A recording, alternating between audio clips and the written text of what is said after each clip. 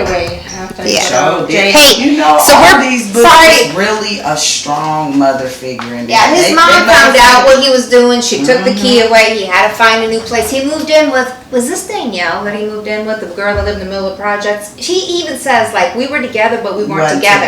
It was a business operation and there was some side benefits. You know, because he doesn't even claim like that was, it was a great location for the things that he wanted to do. Yeah. So I just want to say, I think LaFleur is the title of his first CD, and then I'm gonna they have a Zone 6 clique, which is when he upgraded like the people that he hung out with. They were like more serious type of drug dealers too, and it kind of talks about this a little bit, and then kind of like how that a little bit upgraded his game because he was still doing that off and on all the time. Now the thing about Gucci Mane is like he has this code. Which people always do when they're in the streets. They have a code. And if you broke these codes with him, well, that was your ass. And that's why he like got in trouble about a lot of things. Plus, he was on his lean, which didn't help him with his code. You know what I mean?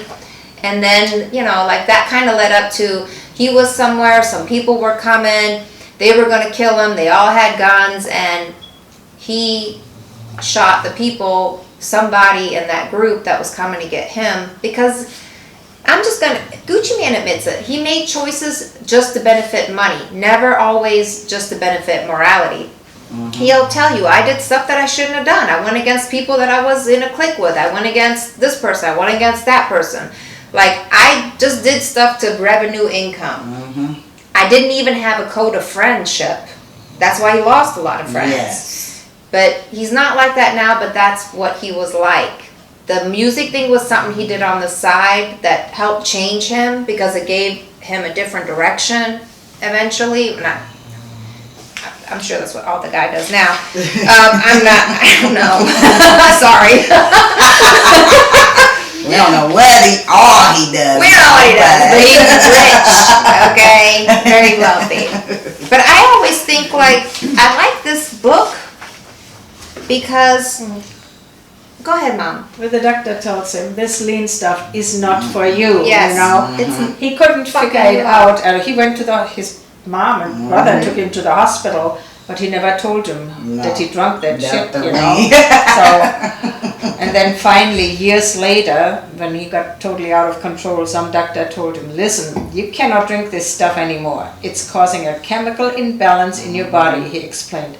This drug is just not for you, Yeah, it's not like So weed. it took years for him to get to that. I mean, it's prescription cough syrup. Yeah, it's not man. like Why you cough wanna be syrup over the sipping counter? on that Yeah. all day long, like. So, But I looked pregnant. He was heavy.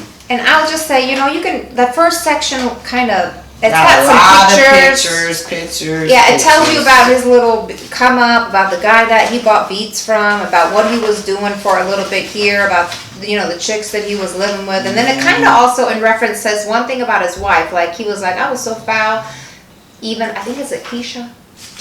Even Keisha had to stop messing with me for a minute because I was on the wrong track, and then that's the beginning of him being incarcerated. And that's what we're going to get into with part 2. Part 2 is going to be like either him being in jail or how he changes his life through this process of that he had to go serve 3 years. But he still feels like it was a blessing. He got all these charges taken care of with 3 years. And the reality is, even though he shot someone in self-defense, it still could have been murder. And murder would have been 20-some years. So to him, I feel like he felt like, first of all, he was going crazy before he went in jail because he was like, I don't know what's going to happen or what's going to go with what or what isn't going to go with what. And that made him more crazy, period. Plus, he was on lean. You know what I mean? And then he was like, and I get it. Like, I always feel like when I don't know what's going on and I'm just waiting for someone to call me to figure out what my next step is, or I don't, I'm supposed to do this party. This chick's text me 10 times. I'm still in limbo. Like, I get that feeling. Like, I never am at rest till I know my schedule. And I'm sure if he didn't know what his next 30 years were looking like, I could just imagine how offbeat he would have been.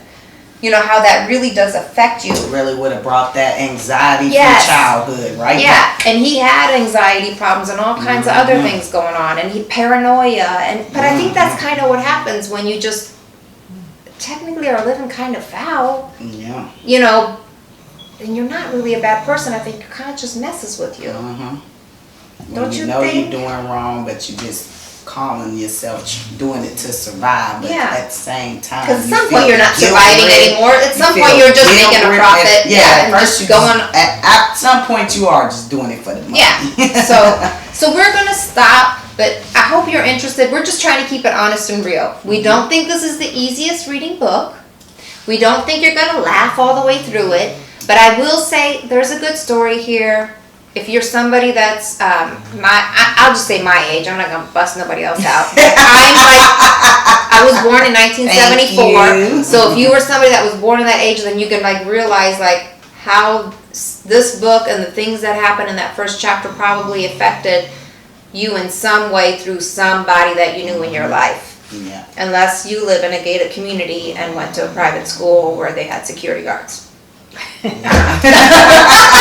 Then maybe it never affected you. I have no idea.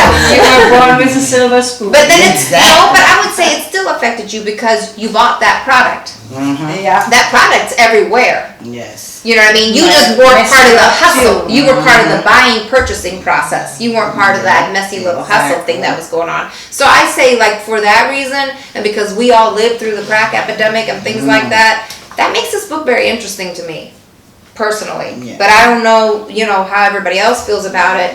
And I just feel like I'm so interested in Gucci Mane because I feel like he does have this great relationship with his wife. Like, how did he get it? How did he move from one spot to the other spot? Like, I'm interested in that. I don't know. I want to know. Yeah, I want to know. I mean, and I'm the kind of person like I don't know a lot about people through tabloids. I'm more like if it's in a book, to me it's legit. If it's something that I see on the news or Fox or something, like I think it's nothing. You know what I mean? So I feel like this is a way for me to find out about him because I wouldn't look at any other source unless I would have a conversation with a young man. Yes. But that's never going to happen. You Keep it never real. know. So definitely get the book, Gucci Mane. This is a great book.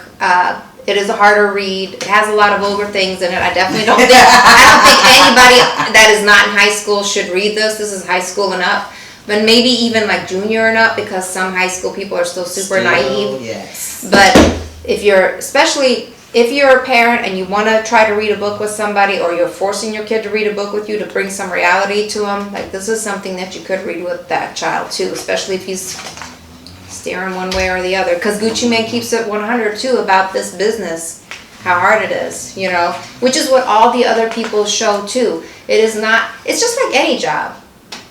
You can quit it and keep starting jobs and never get ahead, or you can stick it out for 20 years and then finally make money and get to where you need to be. Like that's how it is with my job. You know. You already know that's what you want and you keep at it, it'll happen for you. Yeah. So Gotta we say, persevere. I say it's like out of 5 stars, it's definitely a 4-star. Where do you rate it, Mom? Just part 1. So 3 far, star. Yeah, 3 that's star. what I The ladies were like, I know, but you know, I am like, I don't know.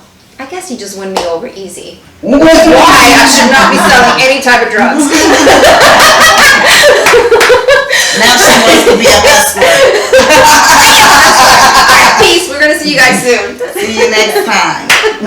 So we're reading. We're gonna have to think of